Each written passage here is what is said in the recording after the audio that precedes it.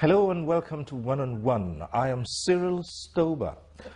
My guest on this program personifies the true Nigerian dream, what you might call a celebration of the Nigerian spirit of creativity and hard work. Now, let's go back to 1966, when a boy was born, the fifth of 7 children.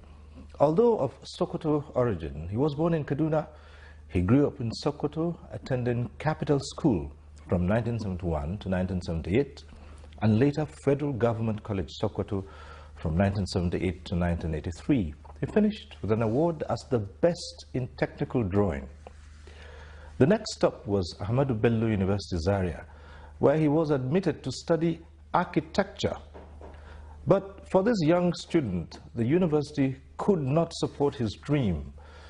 And so he left for a polytechnic instead, the Birnin Kebbi Polytechnic, where he studied from 1986 to 1988 and graduated with an award as Best All-Round Student.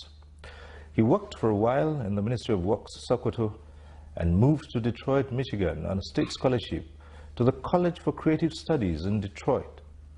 In 1994, he received his degree in automobile design, after which he began work with General Motors, one of the biggest automobile companies in the world.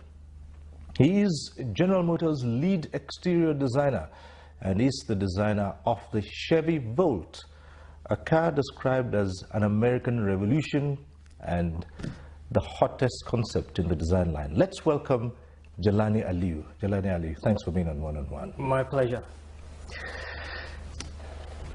Somehow, I begin to wonder where to start this story. It's something more or less like a fairy tale that this young student of Sokoto origin goes on to become one of the most acclaimed designers in such a massive automobile company in the world. But again, here we are celebrating what we call the Nigerian dream. So once again, welcome to this program on NG One on One. Thank you very much. I'm curious, because we've written a little bit about your background, and you've had admission to Ahmadu Bello University Zaria to study architecture. Yes. And then you left and went to a polytechnic. Tell me, why does a student abandon a university with all the craze for university and go to a polytechnic instead? It's not a usual thing. What happened? Yes. Well, I've always loved drawing, because I have seen, and I've always believed drawing is not just putting lines on paper. It's actually a language of communicating ideas and concepts. It's also an avenue to develop those ideas and also to make them legible to fabricators. I've always loved doing things with my hand, reality of making things happen. And at ABU, it's a great university. It was a great university, and it's still a great university. But I was looking for studies, I was looking for courses where I would just jump into doing things physically. I really love design, coming up with newer concepts. And at ABU, we would have had to go through a lot of theory. I did not want to do that. I wanted to straight away go into conceptualizing and designing homes and other buildings that people could use immediately. And the Polytechnic offered that. You jumped into a diploma and you were hands-on. You were drawing from the first week. Let me still dwell on that a little bit more. And because I'm looking at you, deciding that, look, this is not what I want to do, this is what I want to do. But we live in a society where the first choice easily would be a university education. And so when you decided, no, you'd rather go to a polytechnic where you could do things with your hands, how did that go with your folks? Did it go down well with your parents, for instance? Well, they have always known that I had always wanted to be a designer. And so they did support me. They gave me support to achieve my dream. And the fundamental thing was, we talk about universities and polytechnics, but to me, the important thing is I had a vision of what I wanted to do, and so I looked around to understand what avenue, what path I needed to follow to get to where I wanted to go. If the university had offered such an option, I would have taken it, but it did not. So I saw that avenue through the Polytechnic, and that's why I took that. Sometimes when we're in school, we tend to think that maybe at that stage in life, you've not really had a clear vision of what you wanted to do. But at that stage, you had a vision of what you wanted to do. Did you have the benefit of a counselor, for instance, to say, okay, Jelany, you're so good with your hands, you're good with drawing, maybe you ought to think about doing this, you know, because I'm thinking it's possible that you would have some student who would not really be clear about what they wanted to do, but maybe someone, a friend, a parent, a teacher, a counselor would now decide how to goad them into something. Yes, well, about 4 things happened. The first was my passion for drawing itself, drawing, you know, from things around me and from imagination and putting that on paper. The second was my love for vehicles and cars, you know, getting magazines, seeing the Ferraris, Lamborghinis. And the third, which is actually should be the first, is the encouragement we got at home from our family in terms of really opening up our world, in terms of helping us understand all that was out there, all the potential. So we lived in Sokoto, but we were supported and helped to see the world beyond Sokoto, beyond Nigeria. So we were aware through magazines and books and select TV programs of all the opportunity out there, different careers. So my immediate family really supported me with that and helped me with materials. And then we had a very close family friend, Sanusa Hamid, who also was a mentor in terms of helping me develop my art. So all these things came together and enabled me to really understand what I really wanted to do and go for my passion. Right, and so you did, and went to the Polytechnic and came out with an award as best all-round student. Yes. And so the journey began, and you had this brief stint at the Ministry of Works. Yes, that wasn't it. Yes. You had to go and do it. Tell Yes. us what it was like, and you moved on to the College for Creative Studies in the United States. Yes. After Birnin Kebi, like you mentioned, I worked with the Ministry of Works and did some architectural work. But all the while, my big dream really was to become a car designer. So I identified, first I needed to understand how I would get there. And it required that I go overseas to study that. I looked at Italy because of my love for Ferraris and Lamborghinis. But I didn't go to Italy because I would have had to learn Italian. It's a beautiful language, but I didn't want to have to go through learning a language before I could express myself. So I chose the United States. Okay, so there you wouldn't need to go through all the trouble of learning another language in order to express yourself. Yeah. Well, you did go into that, and shortly afterwards, how did the General Motors thing come about? Well, the College for Creative Studies, at the end of the 4-year course, the final students would do their thesis in different projects, and then we would put up our work on the wall. And then the companies would come through, all the major companies in the United States and Europe. And that's when GM came through, saw my work, and offered me an interview. And an interesting thing happened really was I almost came back home.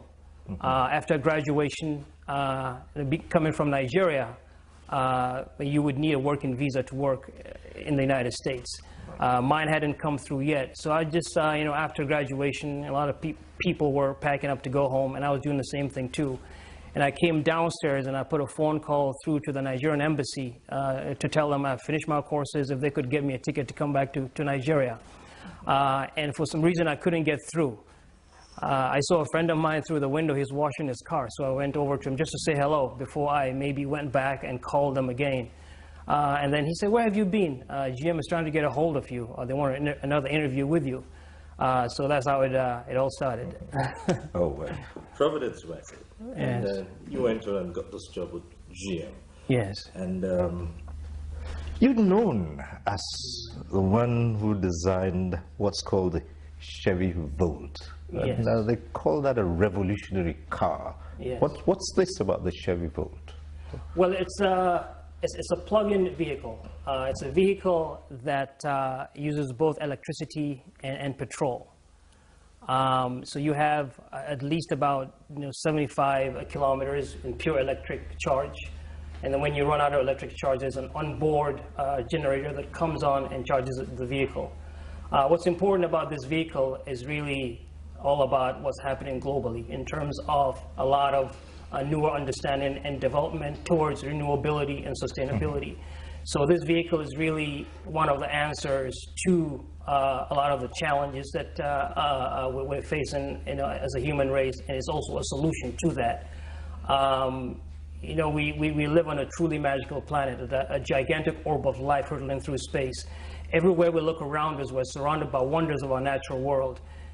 From the tiny leaf, only fractions of a millimeter thick and yet a highly efficient factory, to the amazing sea rays that glide within the deep waters of the Atlantic, planet Earth is a perfect balance of beauty and practicality. And so as I do my designs, as I look at new solutions, I really take inspirations from nature and from being a Nigerian and African, being close to nature, and apply that to design.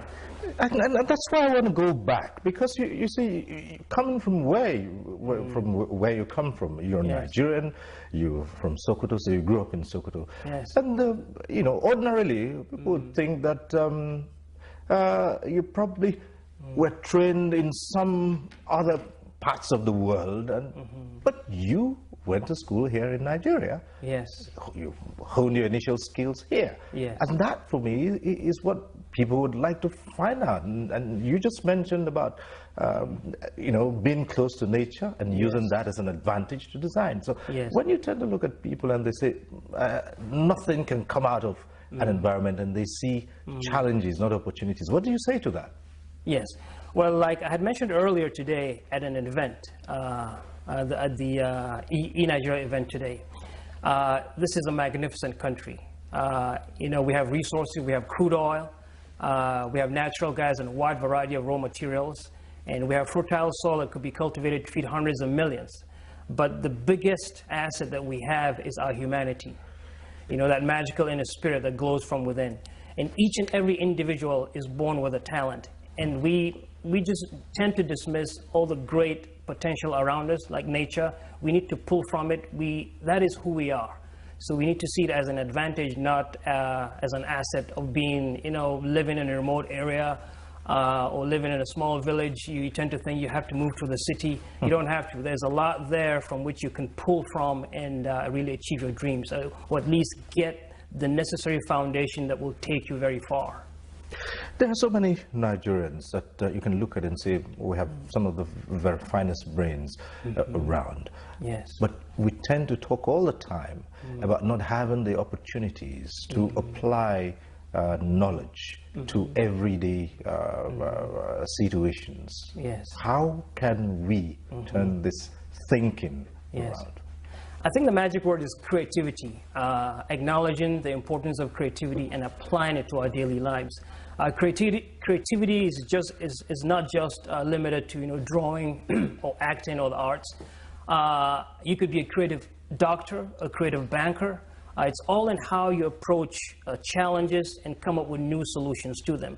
And we're doing some of that. We need to be encouraged to do more of that, both by the public and private sector. Nigerians need to understand that they can come up with solutions to the problems that we face every day.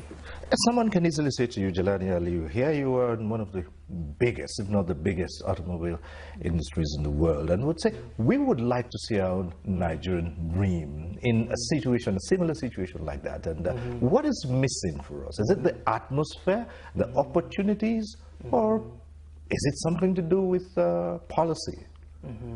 Well, I think a lot of things are beginning to fall in line. There's been a lot of momentum recently, both by the government in terms of promoting a local automobile sector. That's an excellent start. So we need to now really understand those people who are very talented within Nigeria and outside Nigeria, who can come together to really create that, as I call it, the indigenous vehicle. And an indigenous vehicle doesn't mean, vehicle that's 100% Nigeria, but the important thing is a vehicle designed and developed and to be manufactured in the country to serve the Nigerian purpose. So the Nigerian car, in other words, what we're looking at here is a Nigerian design, developed Yes. and manufactured. Yes. And not necessarily having 100% of all the components of everything come from Nigeria. Because sometimes when people talk about the Nigerian car, you ask, you say, from what we see these days with high tech all over the place, Yes. no one car comes entirely from one country, and things are made in different parts and companies are spread out. That is very true. So the Nigerian car doesn't mean a vehicle that is 100% Nigerian content. It means a vehicle designed for Nigerians that will perform for Nigerians, taking into account our histories, cultures, and the way we use our products, and also our economic structure. So that makes a Nigerian vehicle. No one company anymore uses all the materials and components from one locality. They're all sourced. Any major manufacturer, like you said, has components from all over the world. We will do the same thing too if we were to do a Nigerian car, but we have to make one that is adaptable to our environment.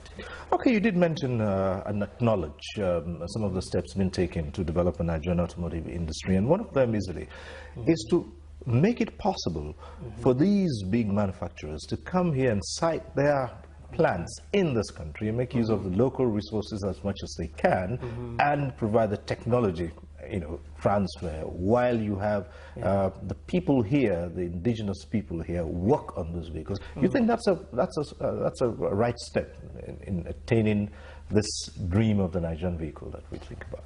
Well, assembling a car, yes, it provides a lot of jobs and it begins the technology transfer. But what we need is really to start from square one in terms of having Nigerian industrial and automotive designers, not just a couple of them, but set up at least a tertiary educational system to produce industrial designers, Nigerian industrial designers who understand what Nigerians need. And then they may work for an international company, they may work for a new Nigerian company to design and develop a Nigerian vehicle. So we need to do that. It's one thing to assemble vehicles here and provide them on the road and provide jobs. It's a totally different thing to have Nigerians be there right from the start. We need to do that. Okay, so now we're looking at where we could get indigenous designers themselves and people who can come up with concepts. Is it easy in this context? And yes, we described you as the Nigerian dream. But one would say, would Nigerians really quickly accept a homegrown indigenous design? Many people say we tend to have this taste for things foreign, and we might easily think, well, perhaps indigenous would not be up to standard. What do you say to that? Well, there are two things happening. We will always have, the high-end vehicles, the Rolls Royces, the Ferraris, that have already attained a certain status. And then we will always have vehicles like the Volkswagen Beetle, the original Volkswagen Beetle that was designed to get Germany on wheels. And so was the Model T. There'll always be the love for that exotic, but things are different now. A lot of Nigerians, the youth, most especially, understand things being effective. They understand results. They understand that if you give them something that they need, actually it's a human element, human need, that if you are in a certain situation with facing certain challenges, if someone comes along with a solution that makes your life easier, you will accept it and you'll grow to love that solution. And that's, if we provide that, people will love the Nigerian vehicle because it'll make their lives easier, their lives happier, it'll enable them economically. So you want to say, even though initially it might not look as exotic as the ones we see out there, it's proper for us to start here, and with time we can get those big names and the ones that we so admire elsewhere. Well, say for example, we have Ferraris that are beautiful, low, wide sports cars. But you could design, a Nigerian can design a vehicle that becomes emotionally irresistible and practically indispensable. So even with an affordable vehicle, with the right strategy and with the right design focus, we can design a vehicle that people love. If you look at the Apple phone, It's really very simple, but there's some magic to it in the way you use it, the user interface, how you interact with that product that makes you love that product, and it delivers results. We can do that with a Nigerian vehicle and have people fall in love with them and have people being unable to live without them. Let's go back to the educational system here. We are, at this point in time in Nigeria, there's been this argument back and forth, and easily it's about the divide. University education, polytechnic education, and as we said at the start of this, it's not a usual thing to find someone leave a university and go to a polytechnic. And the argument has been on. Even in terms of employment opportunities, the university graduates are rated a little bit higher than the polytechnic graduates, and that has also provided challenges for the system. It's only been, attempts have been made to harmonize that now. But the psyche of the average student is that if I go to a polytechnic, then I am disadvantaged. We'd like you to tell the story and say, is it really true that if you attend a polytechnic, you're disadvantaged? At least you, you don't seem like you lost anything not going to ABU. No. A good story is I work for a major corporation, and I got hired after the 4-year degree course at College for Creative Studies. But that company has still not seen my diploma. You know, the result, the diploma, my degree, they never asked for it. They were only interested in the designs that I could do, that I had done, and they continue to be only interested in the designs I can bring forward. So the psyche in Nigeria has to change. We need to what school did you go to? What type of school was it? But what can you do? What is your new level of understanding? How enlightened have you become? How much contribution can you now give to your society, to your state, to your country, to Africa, and to the world? Really, I think too much emphasis is being put on the names of schools or what they are. The important thing really should be, what do those graduates, what are they able to do when they come out? It doesn't matter where a school is or what it is. If it produces the best graduates, that's the best school to go to.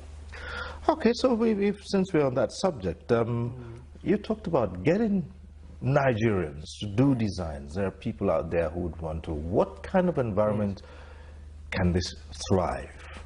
Yes, well, we need to set up schools for that. We can't send everybody, because there are millions of talented Nigerians who can become industrial designers. And a little bit of background, industrial design is beyond automobiles. Everything that you touch and feel, the cameras here, the lights, the table, houses, all fall under industrial design. And I always say that's what's missing in Africa. We need to have our own industrial designers as opposed to some other people designing those products and then transplanting them here. So if we look at the wide field of industrial design with our millions of potential youth who could go into that sector, we can't send everybody overseas. We need to set up schools, departments in our universities and our polytechnics, and even start from primary school to have these kids begin to understand the value of industrial design. That's what we need to do, to inculcate that sector in our educational system across the board. Now, providing this environment, I've had a lot of people have pointed to economic factors. Governments may not have the resources that everyone expects them to. And in any case, it's been said that the private sector, to a large extent, drives growth. Yes. One of the problems in Africa, particularly in Nigeria, is people say the private sector is not keen on being the lead in this effort at growth, and everyone depends entirely on government handouts and government to do everything. How can we turn this around and become the kind of growing economy? Yes, the economy is growing, but we're not seeing the commensurate improvement in the quality of life. Yes. In Nigeria, with a population of over 170 million, there's a lot of power and magic with the private sector. Every Nigerian individual wakes up in the morning, they need breakfast, they need toothpaste, they need food, they need to get to places. So the demand is there, the market is there, Nigeria, West Africa, the rest of the continent. But just Nigeria itself, like I said, with 170 million, there's a vibrant economy that needs to be acknowledged, it's there. And then we need to encourage the private sector to really come up with solutions that people need. and really look inward and really provide those solutions.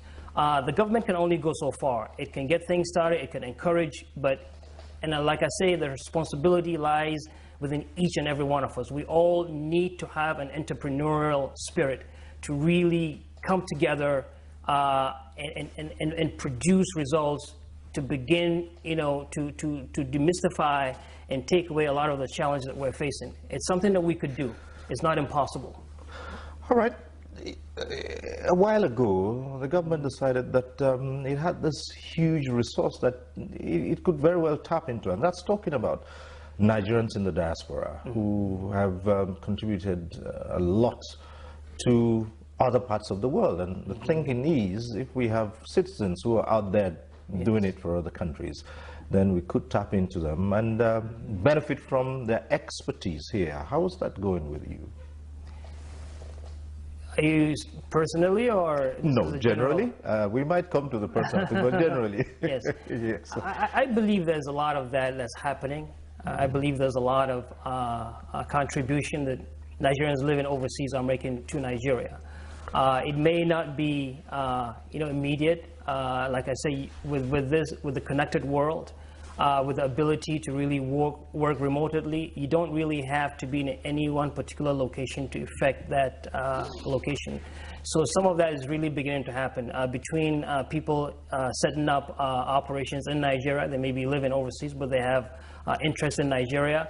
And then between that and people actually being here physically and engaging with the public and private sector. So some of that is happening. More needs to be done, but definitely it has started. One of the things here we talk about is that not enough research has been done. We have institutions, and it's said that they come up with things that end up on shelves, and no one is in that much of a hurry to go the next step after putting something together, researching into something and getting it out there. What's the issue here? Why can't we hear that even educational institutions, universities, they have so much that they have researched into, and all these are lying fallow on shelves and in lockers. How can we take this out and come out? Yes. We just need to really tap back into who we are in terms of being Africans. We look at Africa, it's a dynamic place. Every other person living in any other part of the world looks at Africa as with a lot of adventure. They want to come and see this magical place. We live here, so we just take it for granted. And there's a certain spirit in the African that we have lost. We are people who are dynamic, so we need to bring that back and need to inculcate that back into the minds and psyches of our children. Give them that adventurous spirit that you can look beyond your village, you can look beyond your state, and you can imagine, you can dream of a better world. And when you begin to do that, when you begin to believe that you can make a difference to yourself and to your community, that's when you begin to look at solutions to go beyond the today and the tomorrow and into the future. And we can do that. Some people have suggested that as a way of moving fast, lock down our borders, well, metaphorically speaking, and say, look, these goods and the products that we so enjoy that are coming from developed economies, let's lock down and say, everything we need, we produce here. Is that a viable option to quick development along technological lines? Well, there's a momentum here in terms of the way the country is developing and the momentum in how the world is evolving. I don't believe that would be a good idea. We need to continue to be part of the global civilization and then compete with the global civilization for our own betterment. Yes, but then how do you respond to the issues of unfair competition? Because if you have a developing economy like Nigeria's, where people are just trying to bring out these products that ordinarily should challenge those from other countries that have been at it for a long time, then there's an unfair balance. And yes, you want to be part of the global community, but the goods from that part of the world will always be you'd always find a problem competing with those goods. You know, local products would find it extremely difficult to compete with those goods. So how do you respond to that if you say you don't believe in shutting down and doing everything here? Competition will always be a problem. It'll be a problem forever. And any people or any nation that cuts itself away from the rest of the world will ultimately suffer. We need to be very strategic in how we handle that. We need to understand where we have been and where we're headed, and then work strategically, like I say, with Nigerians and friends of Nigeria. I mean, if we're talking about being unable, which I don't think we can honestly say that we are at a disadvantage and we will continue to be forever. We need to understand what that competition is, and if we need to work with any of these external groups, then we need to collaborate with them at the same time developing our own local talent and capacity. Okay, let's say, for instance, we take your world, the automotive industry, and say, look, in X number of years, perhaps we'll say 5 years from now, all vehicles that are not designed here, this is just a hypothesis, really. We close doors to all vehicles that are not designed here. Every vehicle that gets on the road must be designed here, and no matter the state, we'll keep at it until we can get to that standard. You wouldn't subscribe to that, would you? Because no, I wouldn't. No, I wouldn't, because we'll just be starting, and the Nigerian people deserve a competent product. And like I said, a Nigerian vehicle doesn't need to be, and it can't be 100% Nigerian. We'll have to source a lot of the technology from abroad. We'll need partnerships. So I don't think we can do that. No country does that. Those days are over. You think technology has gone so far that it's a lot easier for countries that are just developing to rely, well, to a large extent on these advanced technologies, since in any case, we're not going to reinvent the wheel, are we? So isn't it a lot easier? Doesn't it make it a lot easier to just say, well, as long as we can afford, we can just get, and life goes on? Are you referring to we saying if we can get a foreign-made vehicle, then we shouldn't even bother developing our own? Right. Some people just have that feeling that, after all, you're not reinventing the wheel. So you get the companies that come in here, and then you can just, you know, go ahead, learn the skills, transfer the technology. But starting all over from scratch, how would you ever compete against those ones? That's one other side of it. No, I'm never an advocate of starting all over from. I'm not an advocate of starting from scratch. Okay. If you look at Africa, and honestly, Africans really will not be starting from the scratch. What has happened is we as a people have forgotten where we've come from.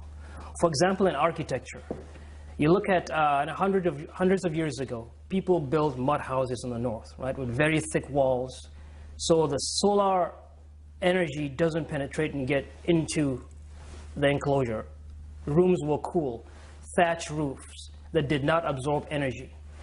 In the last couple of decades, we've moved away from that, building homes out of cement and tin roofs.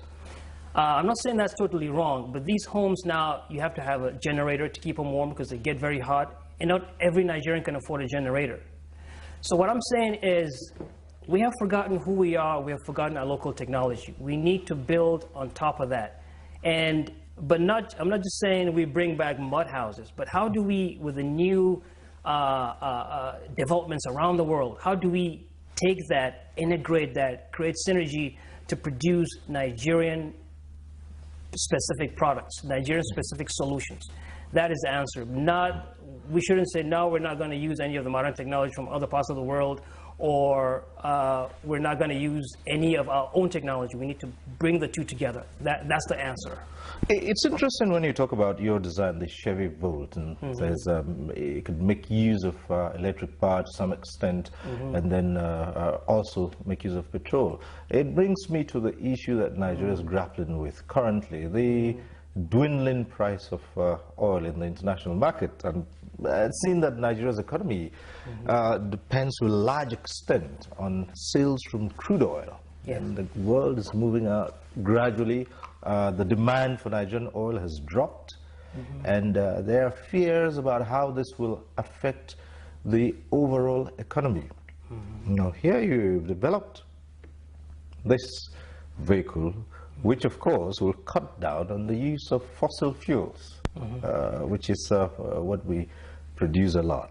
How can Nigeria begin to move away from this over-dependence and then stem whatever shocks might come as a result of the dwindling revenue expected from the falling price of oil? Right.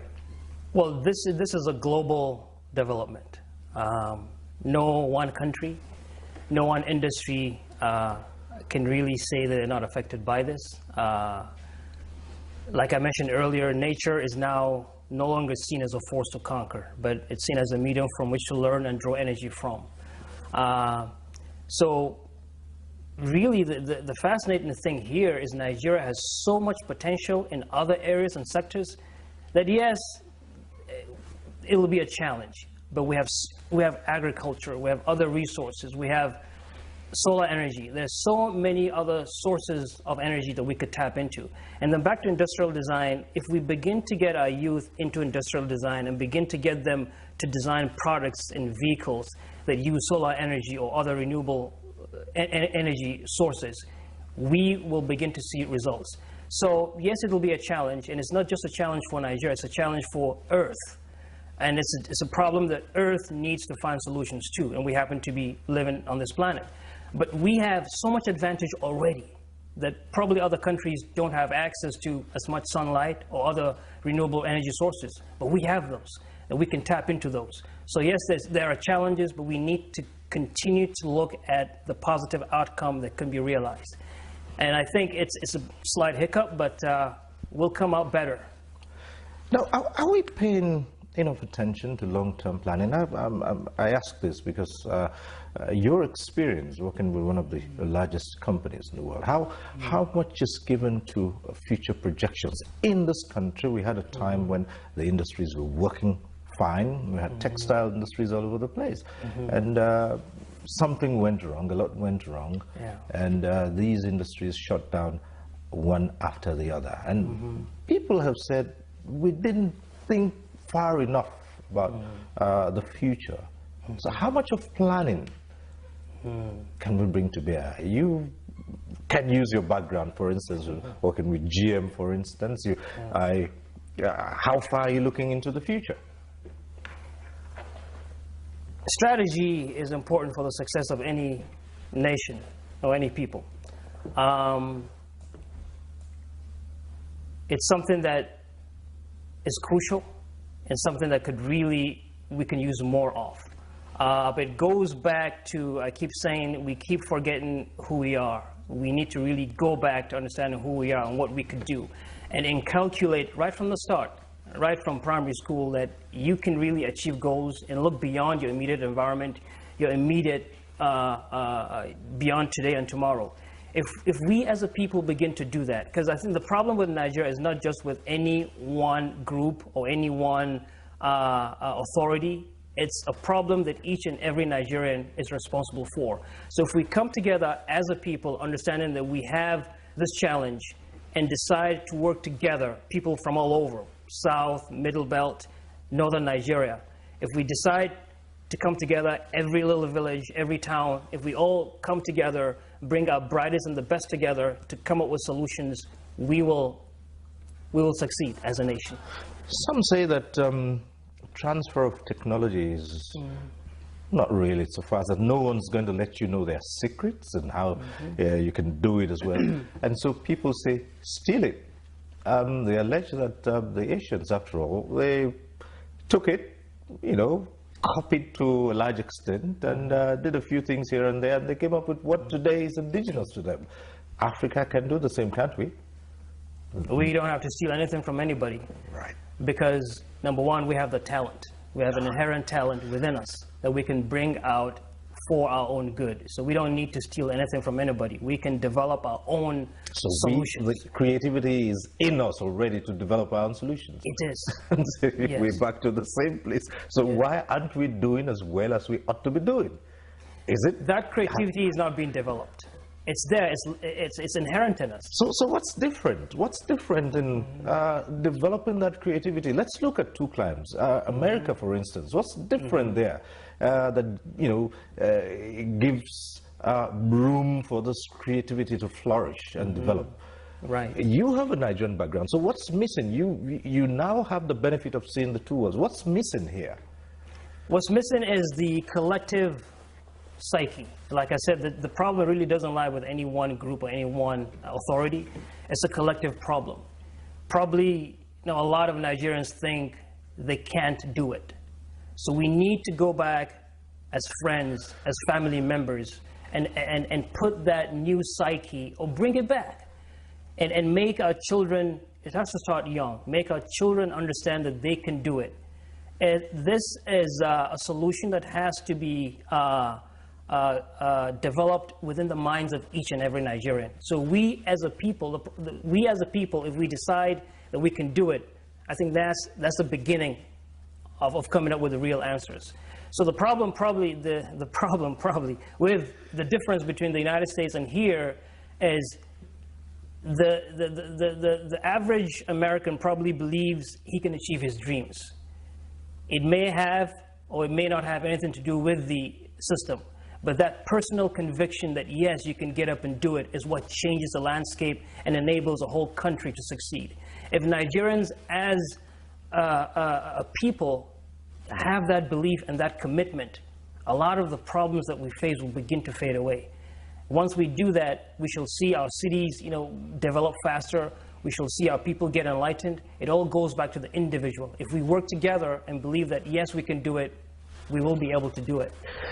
Along in the course of this conversation with you, there are times that I'm tempted to think, where is the designer here and where is the motivational speaker? You do get to talk to people a lot in your line of work, and I'm assuming that you have something to share with those kids out there, millions of them, who look up to Jelany Aliyu and say, that's a Nigerian who can do it. I can do it myself.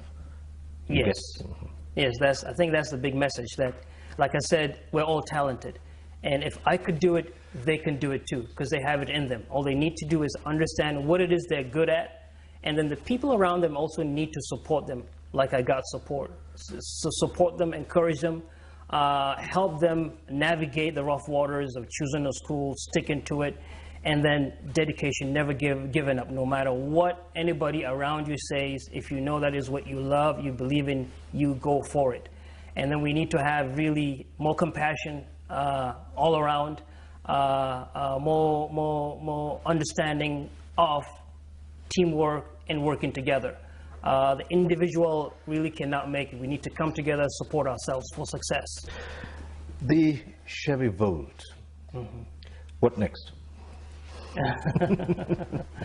Many things, many things. But the big thing is Nigeria has a lot of potential in the transportation sector. We've seen vehicles with 4 wheels. We've had them for decades. We've seen aircraft, with wings that fly. But what else is there?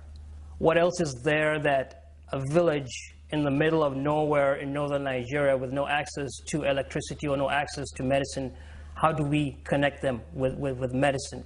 What type of transportation solution can we come up with that will get there without destroying the roads, without destroying the natural habitat? A remote settlement in the southwest, cut off from any medical equipment. How do we get to those people? Nigerians who live in Nigeria can understand these challenges, and we can come up with solutions to them. Cars are great, trains are great, but there's a lot of other things that are out there that we can come up with as progressive transportation solutions for the betterment of Nigerians and Africans. You did talk about one of our biggest assets being the people, the creativity, and that's the human resource of Nigerians. That's an asset. And over time, Nigeria suffered in the international community, the image. And moment you said you were Nigerian and people tended to look at you in a different way. Is that changing these days? I think it is. And I remember when I was in school, people ask me, where are you from? I'm in Nigeria. I've always been proud to be Nigerian, even when we had problems. Because I'm proud of who I am. I'm proud of my background. I'm proud of all the people that are around me in my immediate, town, Sokoto, the north, Nigeria as a whole. I'm proud to be part of everybody. I'm proud to be a Nigerian from like I said, from Atlantic shores in the south, through the grasslands of the Middle Belt, all the way to the rolling hills and bright blue skies of the north. It's a magnificent people with magnificent country with magnificent people. So I've always presented myself as a Nigerian. And so even my friends and professors, when they introduced me at occasions, they mentioned my name from Nigeria. So everybody knew I was proud to be a Nigerian. And we need to showcase more of our good. It's easy. You can find the negative with any place. We think we need to showcase more of the good of Nigeria so that the world would really know who we are, which is great. We are a great people. The world needs to know more and more of that. Well, as we begin to wind down on this conversation, do you see the Nigeria that you see in the next few years? Do you see a reversal of this role of being the basic source of raw materials? You see a giant growing out of this. In other words, people could come here and take finished products instead of taking the raw materials to go make the finished products and bring back to us. Yes, I do see that as the future of Nigeria, because we have the talent, we have the youth that are now beginning to understand that potential. They see what's happening around the world, and with some of the newer technologies available to them now, and then if there's this initiative by the public and private sector to really empower them, we can get there, definitely. If I were to come down personally to Jelany Aliyu and say, who is Jelany Aliyu? Yes, a young boy who was born in the north of Nigeria and who went to school in Nigeria and ended up in the United States in one of the big companies. Beyond that, who is Jelany Aliyu? Well, Jelany Aliyu is a Nigerian. Like I mentioned, I was born in Kaduna, so I identify with that part. I grew up in Sokoto, a town that I really love. I really love Sokoto. Whenever I'm there, it's hard to go away. So I'm Nigerian. I'm a person who loves to see progress brought to our people. So at some point in time in the future, are we likely to see some of these creativity, which for the time being GM has a hold on? Are we likely to see that in this country coming from Jelany Aliyu and said, this is my gift to Nigeria? When I left to go to the United States, the bigger dream beyond just being a car designer was to really be able to contribute to the transportation sector of Nigeria. Right. So yes, that is, I'm working towards that to be part of my future. Right. Or to be my future. We wouldn't ask what exactly it is, but suffice to say you're working towards that. Yes. All right. Yes. And it is on that note we'll say thank you very much for coming on this program and sharing your thoughts with us. And I can assure you that many Nigerians, millions of Nigerians are very proud of you out there, because mention GM, automotive design, and the first thing people say, Jelany Aliyu, he's Nigerian. It's my pleasure. Thank you very much. Yes, thank you. Right. Yes. Well, we've been talking to Jelany Aliyu, who's a lead designer in General Motors, and we've talked about how Nigeria can move out there and tap all the creative talents and creative minds that it has in great abundance, so we can produce many more Jelany Aliyus out there. Thank you very much for being part of this program. We'll reach you again next week on One-on-One. I am Cyril Stobber. Bye for now.